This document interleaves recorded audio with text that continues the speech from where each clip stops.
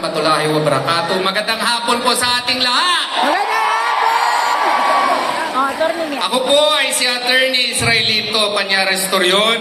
Ako po ay naatasan ng ating pinakamamahal na pastor na makipag-usap sa inyo ngayong hapon para iabot niya ang kanyang mensahe sa ating mga minamahal na mga bayani ng Pilipinas, OFW. Diretsuhin na po natin.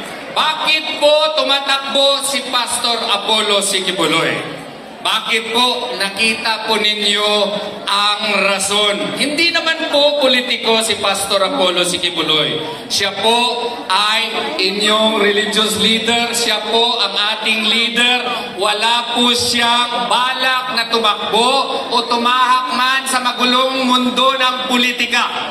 Pero ano ang nangyari? Dahil siguro sa kanyang pagka-close sa mga Duterte family, ay ginawa siya ngayong poster boy ng karahasan ng gobyerno ng Marcos administration. Kaya nga po, noong June 1 of 2024, nandun naman ako in the guise of serving a warrant of arrest. 4 na establishment po ng KOJC ang sinalakay. At hindi lang yun, inulit ito noong August 24, nandun po ako nakita ninyo. Alam mo, maski matagal na akong abogado,